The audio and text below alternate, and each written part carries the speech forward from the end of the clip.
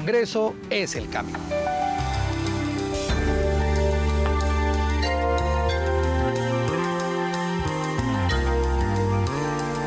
Se necesita una reforma a la salud para que haya una mejor atención a nosotros, a toda la población que lo necesitamos. ¿Qué es lo que está pasando principalmente con esta reforma cuando de una u otra manera afecta más a la población más vulnerable del país? Me gustaría saber de qué forma se hicieron esos arreglos que hicieron al comienzo, si no ha dado resultado, al contrario, está peor. 1.000 preguntas tienen los colombianos en los últimos años acerca del sistema de salud y acerca de los planteamientos que ha habido de reformas de la salud. ¿Y quién mejor que una experta para responderlas? Como la doctora Ana María Vesga, presidente ejecutiva de ASEMI, el gremio que reúne a las EPS. Ana María, bienvenida al Congreso es el Camino. Hola Juan Francisco, qué gusto estar contigo hoy. Yo quisiera empezar, Ana María, preguntándole cuál es como el diagnóstico que usted hace en este momento, muy general y muy breve, del sistema de salud en Colombia. ¿Funciona? ¿No funciona? ¿Cuál es el diagnóstico que usted haría? Bueno, yo arrancaría diciendo que el sistema de salud colombiano es uno de los grandes logros sociales de los últimos 30 años.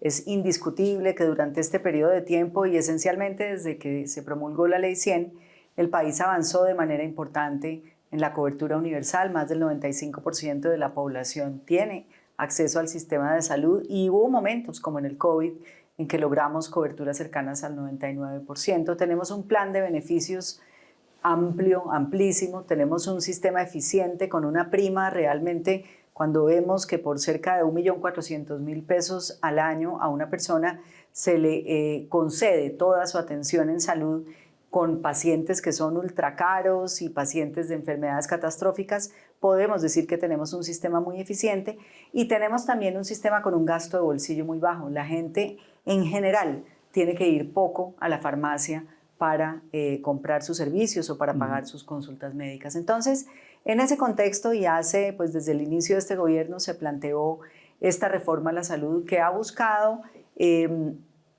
atacar algunos problemas que existen también en el sistema de asimetría de territorios, de un sistema en donde hay posibilidades de seguir aumentando la actividad de prevención y promoción de la salud, donde es necesario fortalecer la capacidad de los hospitales públicos y donde es también indispensable darle una mirada especial a las condiciones del talento humano. Sí, pero bueno, desde el gobierno, tanto el presidente Petro como el ministro de Salud han venido diciendo en algunas ocasiones que el sistema de salud en Colombia es uno de los peores. ¿Cómo estamos comparados con otros sistemas de salud en el mundo? No, definitivamente no, y creo que parte de la dificultad en avanzar adecuadamente en esta discusión sobre la reforma y en general sobre el sistema, parte de no reconocer que tenemos uno de los mejores sistemas del mundo y uno de los mejores sistemas de nuestra región. Y vuelvo sobre lo que te decía hace un momento, un sistema con amplísima cobertura, con una prima realmente que se administra de manera eficiente y con un gasto de bolsillo muy bajo. Resultados en salud que están muy por encima de la media de la región, inclusive de países OCDE. Desde luego oportunidades. Todos los sistemas de salud enfrentan retos. ¿Por qué? Porque nos estamos haciendo viejos, porque la vejez trae enfermedad, porque hemos salido de la pandemia de la que nunca se había conocido en la historia y todavía vivimos efectos, porque tenemos presión de la innovación tecnológica que sube y sube los costos del sistema, pero también aumenta las posibilidades de vida. Entonces, ese reto que tiene el sistema de salud colombiano es el mismo que tienen sistemas muy avanzados. Lo importante es que busquemos la solución a los temas que evidentemente hay que mejorar, reconociendo las virtudes y no asumiendo que tenemos un mal sistema y que hay que hacer borrón y cuenta nueva. Bueno, la salud es indudablemente uno de los temas más sensibles en la sociedad. Y en los últimos años, bueno, en Colombia y en otros países es posible, se habla de esas grandes transformaciones al sistema de salud y cosas alternas también. ¿Cuál es su opinión sobre esas grandes transformaciones en un sistema sensible como el de salud y en tiempos tan cortos como se está buscando un poco hacer en Colombia? pretender hacer una gran reforma, una gran reestructuración del sistema para lograr llevar la misma salud a todos los territorios, termina, y realmente es lo que estamos viviendo hoy, deteriorando todo el sistema. Entonces ya los que estaban bien están mal y los que estaban mal están peor. Y creo que ese es el resultado de una discusión que ha sido muy política y que se ha salido de los escenarios técnicos, que es donde realmente se debe discutir este tema. Yo entendería un poco por sus respuestas, un poco que giran en lo mismo, que más que transformaciones lo que se necesitan es avances, no una transformación de cambiar las cosas que están funcionando bien, sino avanzar para lograr la universalidad, que no es otra cosa que la atención en el 100% de la población. Sin duda. Hay, por ejemplo, el sistema tiene un problema de desfinanciamiento estructural que viene de tiempo atrás. Nosotros no podemos decir que este gobierno sea el causante. Llevamos mucho tiempo acumulando déficit que ha derivado además en la dificultad que tienen muchos de los actores de permanecer. La crisis de las EPS, la crisis de los prestadores, la crisis de los proveedores. Esa conversación, por ejemplo, requiere un ejercicio técnico para saber cuánto vale ese plan de beneficios que estamos garantizando a todas las personas. Ese es uno de los temas esenciales que se ha pedido, por ejemplo, en este debate. Y cuando uno le hablan de la reforma de la salud, digamos, uno se pregunta muchas cosas. Yo veía hace unos días, por ejemplo, que un medio de comunicación hablaba del tema de la reforma de la salud con gente en la calle. Y entonces la gente decía, no, sí, la reforma de la salud, lo que pasa es que pues yo no sé mucho, yo no entiendo mucho, y uno se pierde, los colombianos nos perdemos, sobre todo en cosas tan nimias como los términos, por ejemplo. Entonces, por ejemplo, a uno le hablan de reforma de la salud y le dicen, no, es que hay que reformar la integración vertical. Y entonces yo, como muchos colombianos, quedamos perdidos. ¿Qué quiere decir la integración vertical? Bueno, la integración vertical es un concepto que yo en mi opinión, ha sido demonizado sin reconocer que ha traído enormes beneficios en términos de crecimiento de capacidades para el sistema, pero que también ha derivado en algunos casos en prácticas no competitivas. Te pongo un ejemplo. Las EPS, las aseguradoras, que pues son a donde todos estamos afiliados por cualquiera de los regímenes, tienen la posibilidad desde hace unos años, ya desde posterior a la Ley 100, de ellas mismas tener sus clínicas y sus hospitales.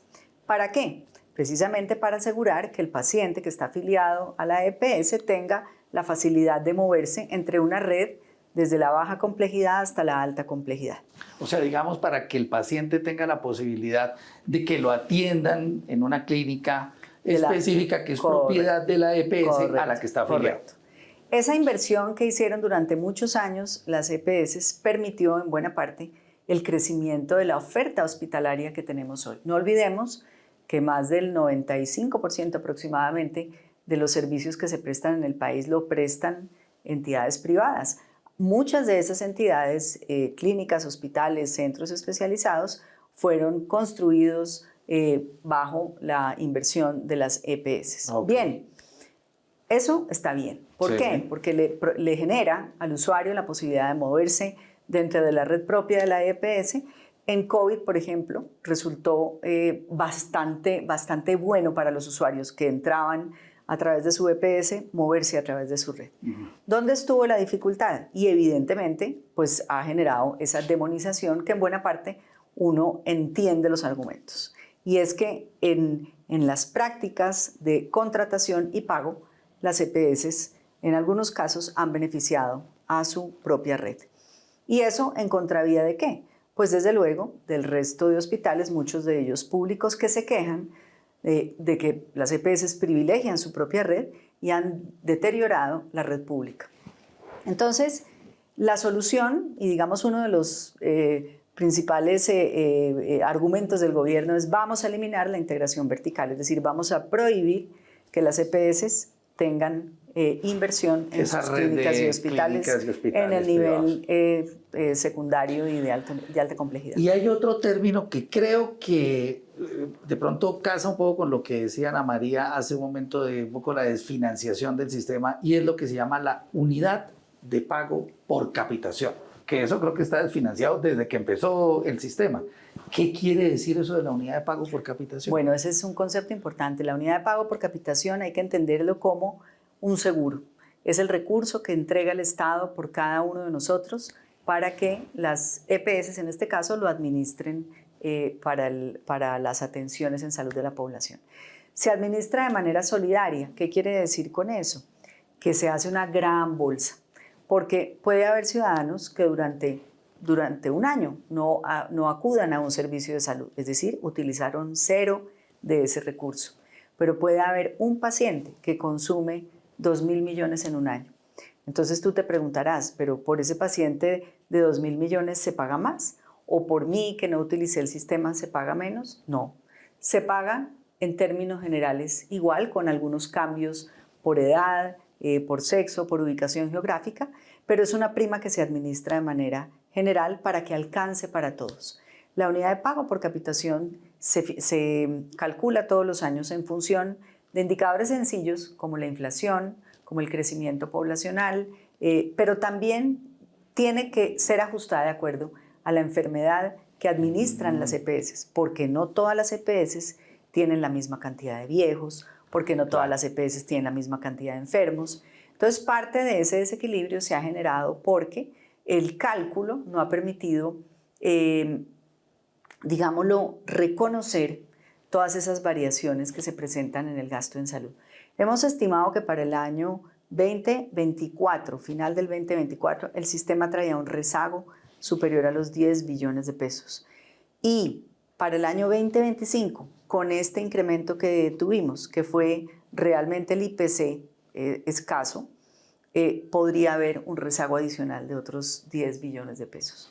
Eso es muy grave porque esa es la plata no es la plata de las EPS, es la plata con la que fluye para atender el pago de los prestadores, el pago de los medicamentos, el pago del talento humano, es la plata de todos los colombianos. Y todo se fija con lo que se llama la unidad de pago por capitación. Es correcto. Y para ponerse al día, Ana María, ¿cuánto debería de incrementarse? La Corte Constitucional alertó también de ese tema, pero según los cálculos suyos, ¿cuánto debería de incrementarse para irse poniendo como a tope en esa bolsa?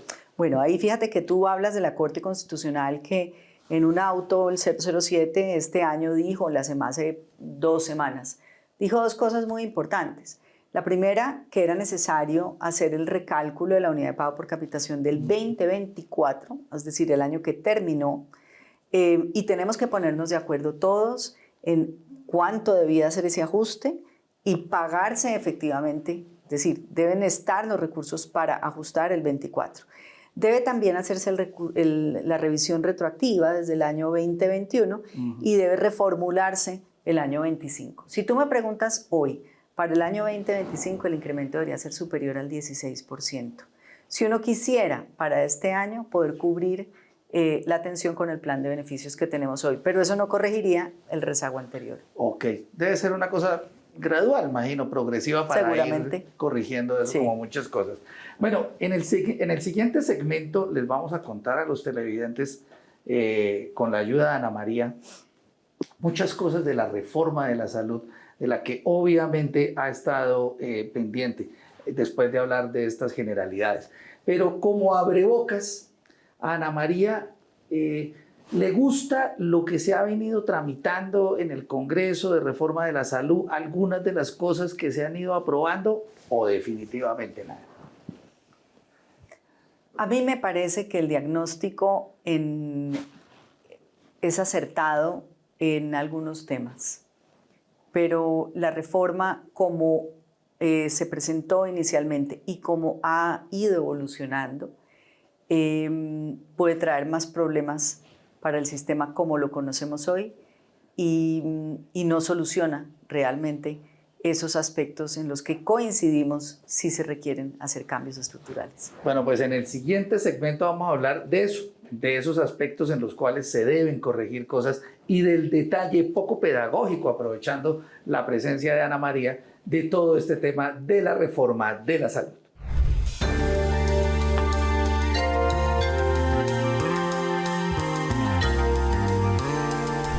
Ana María, ¿cómo le ha ido como presidenta ejecutiva de ASEMI? ¿Cuánto lleva en este cargo?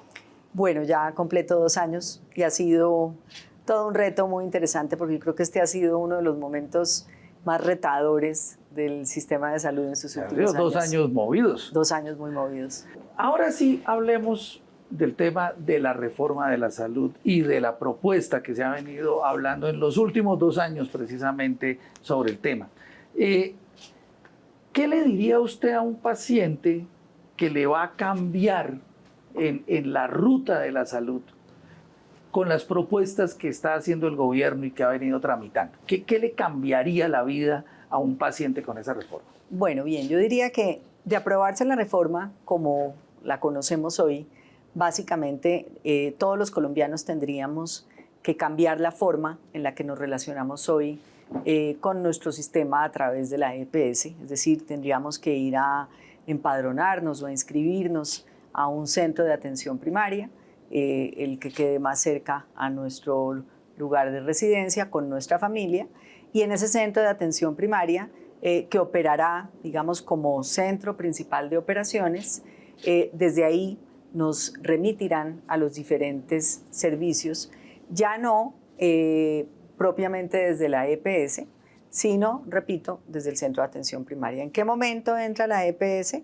Cuando superamos, digamos, lo que se llama la atención primaria, que es esa primera puerta de entrada, y tenemos alguna condición de salud que requiera una atención en la mediana o en la alta complejidad, una hospitalización, cirugía, una cosa de mayor dificultad. Pero entonces, digamos, bueno, en el momento en que estamos grabando este programa todavía se está tramitando en el Congreso el tema de la reforma de la salud. Como muy bien lo dice Ana María, si todo sigue como va y termina aprobándose, eso es lo primero que cambia, porque hoy en día pues uno se afilia a una EPS, ¿no?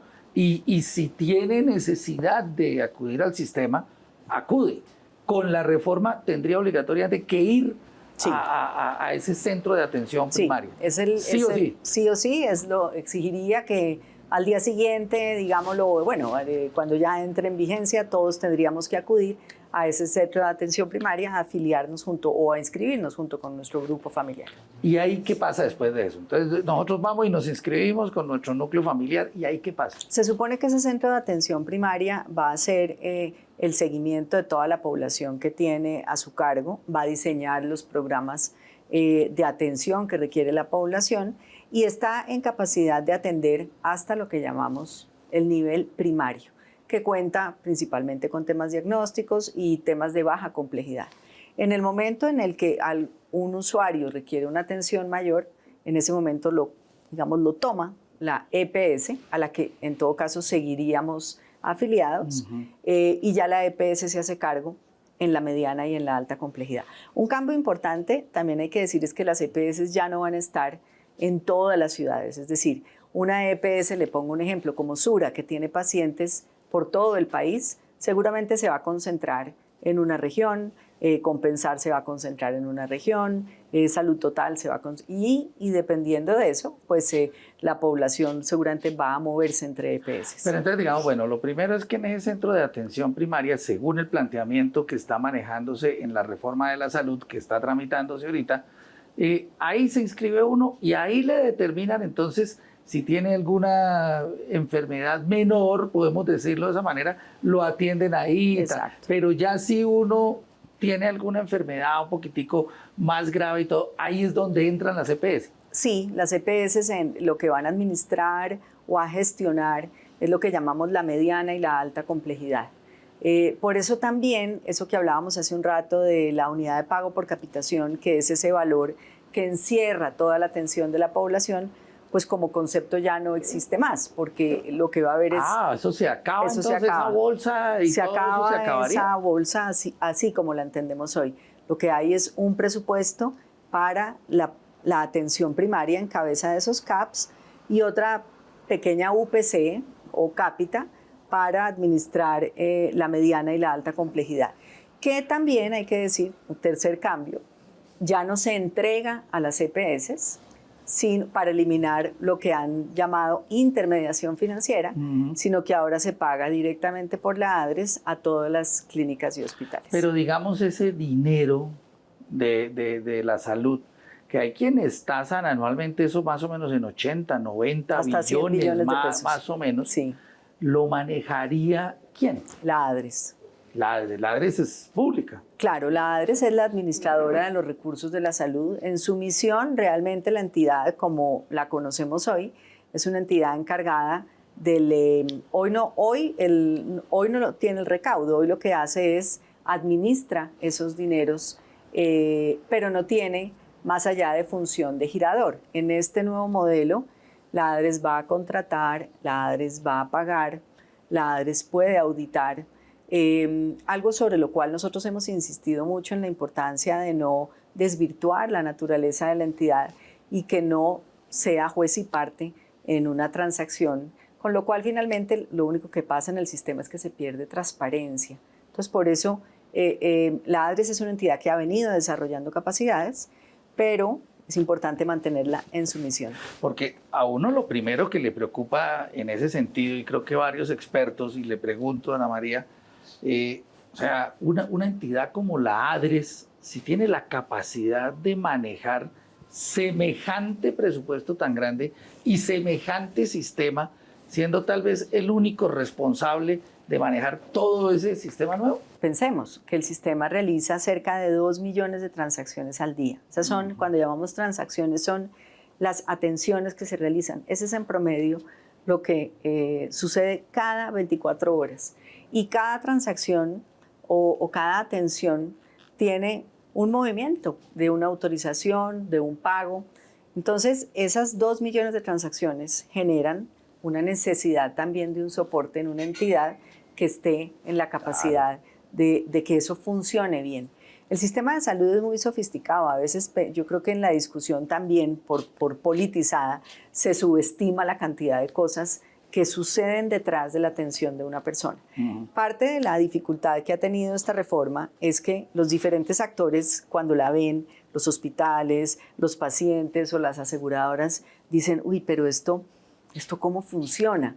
Tratemos como de pintarlo, de diagramar. Claro. Vámonos como a los flujogramas de los ingenieros a entender cómo son los procesos. La reforma le falta mucho de eso, de procesos, de claridad en cómo va a ser para el usuario, cómo va a ser para el hospital, cómo va a ser para el asegurador o para la EPS, cómo va a ser para la misma ADRES. Ahí hay una oportunidad grande. Bueno, y digamos, ya salta uno porque digamos pues tiene algún tema médico complejo y tal, y entonces vienen las EPS que decía Ana María que van a estar distribuidas por diferentes partes del país, como por regiones y tal. ¿Y cómo va a ser esa actuación de las EPS? O sea, ¿uno a quién llama o a dónde va? ¿O cómo sería eso ya cuando tiene un tema médico pues ya más complejo? Entonces, eso que usted me acaba de preguntar, yo le debo contestar. No está claro. Es una conjugación o una gestión compartida, digámoslo mejor, entre la EPS, el hospital o el lugar en donde usted esté en ese momento atendiéndose, el centro de atención primaria y hasta la entidad territorial. Todos como que están ahí, pero no se sabe bien qué hace cada uno. Roles y responsabilidades, importantísimo. Ok, ¿y qué pasaría, Ana María, en este planteamiento que está haciendo el gobierno de reforma de la salud con enfermedades que son más graves, incluso enfermedades llamadas huérfanas que requieren una inversión de muchos más recursos y tal? ¿Qué es que se tiene planeado o pensado para eso en este planteamiento del gobierno? Bueno, lo primero que dice la reforma sobre los pacientes, estos de cuidado, de atención especial, es que nada debe cambiar. Digamos que hay, eso es explícito en la reforma, en que deben continuar siendo atendidos sin cambio. Pero desde luego, pues uno sí se pregunta, porque hoy estos pacientes, que son unos grupos específicos manejados en las EPS, porque por lo general además se refieren a enfermedades de población, de pequeñas poblaciones, pues tienen unas rutas y unos procesos de cuidado muy específicos y muy vigilados. Parte del temor que surge hoy, inclusive lo estamos viendo por el tema de abastecimiento de medicamentos, es que en la medida en que se ha ido profundizando y agudizando el sistema, la crisis del sistema, ya esos pacientes no están viendo quién los está protegiendo, quién está al tanto de que su medicamento se le entregue, de que se cumplan sus citas. Entonces, pues una de las preguntas que surge también ahí es si esa responsabilidad se mantendrá en cabeza de quién, del centro de atención primaria Eso tampoco es claro. o de la EPS. Eso tampoco es claro con esta reforma. No, dice que tiene que continuar como está. Pero no dice cómo. No dice cómo. Habiendo entendido muy claramente aspectos pues muy generales de la reforma, porque tiene pues obviamente muchísimos detalles, pero en términos generales, para nadie es un secreto que el gobierno actual, en cabeza del presidente Gustavo Petro y de los ministros de salud que han habido, pues han atacado muy duramente a las EPS. Sí. ¿Cuál es como actualmente la posición de las EPS frente a transformaciones como estas? Pues mire, la realidad es que llevamos pues estos 2 años largos de gobierno. ¿Qué hay hoy? Hay 27 millones de colombianos en EPS intervenidas. 8 EPS que tienen medida hoy, es decir, están bajo el control del gobierno y que la verdad, pues si vemos cuál ha sido el resultado de esa intervención, ni tenemos entidades con mejor desempeño financiero, pero sobre todo no tenemos entidades que estén prestando un mejor servicio. Las EPS desde el inicio pues hemos defendido que el valor que se aporta en el sistema es precisamente esa gestión integral que se hace del usuario, pero también hemos insistido en que si los recursos no son suficientes, es imposible asumir el riesgo financiero. Y permítame detenerme en esto un minuto. La pérdida patrimonial que sucede en las EPS, todos los años, la sumatoria de esas pérdidas acumula para este año 2024, las pérdidas fueron acumuladas más de 7 billones de pesos. Pone a las EPS en situación de incumplimiento de sus indicadores. Y en ese escenario, ¿qué tiene que hacer la Superintendencia Nacional de Salud? Intervenir. Y muchas veces, pues es lo que ha sucedido con estas EPS que le digo, están hoy bajo medida, con población que se afecta y con servicios que se afectan. La realidad es que la solución es financiar bien el sistema. La solución es lograr un acuerdo técnico sobre qué recursos se necesitan. En ese sentido, las EPS hemos dicho, si tenemos que transitar al escenario de gestoras, que es como se llama en la propuesta, sí, queremos mantener la atención de la población como lo hacemos hoy, de forma integral. No queremos esas funciones repartidas y poco claras. No queremos el tener que hacer una parte del rol porque finalmente así no podemos responder por el paciente. Pero también hemos dicho que si el sistema no se financia correctamente, tampoco podemos seguir siendo aseguradores. Y aseguradores en lo financiero. ¿Por qué? Por las pérdidas que ya llega un punto en el que si usted sigue perdiendo, lo intervienen. Entonces, hemos participado de diferentes formas a lo largo del tiempo en este debate. Hoy tenemos claridad de lo que ha sido una insistencia durante todo este tiempo. Financiar bien el sistema y asegurar que la gestión integral sobre la población podamos seguir haciéndola de manera completa. Pues Ana María, muchísimas gracias por estas explicaciones pedagógicas, un poco estructurales también sobre estas transformaciones grandes que se están presentando en el país, especialmente en un tema tan sensible como el de la salud y que realmente no están tan al alcance siempre del ciudadano de a pie. Muchísimas gracias por esas explicaciones, por esa visión de experta y por estar aquí en el Congreso es el Camino. Juan Francisco, muchas gracias a ti por este interés y por darnos también el espacio para compartir este tema tan importante para todos los colombianos.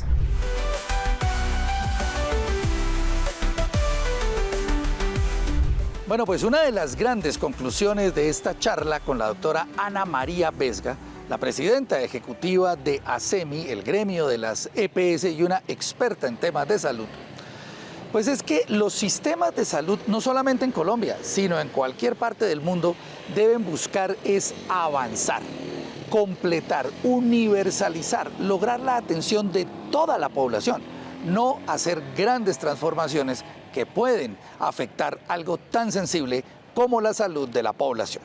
Muchas gracias por acompañarnos en esta nueva emisión del Congreso es el Camino.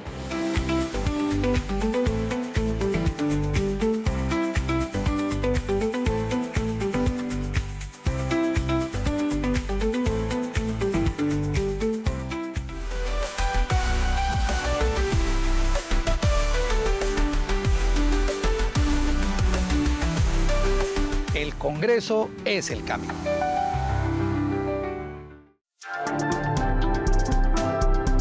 Un programa de Canal Congreso Colombia.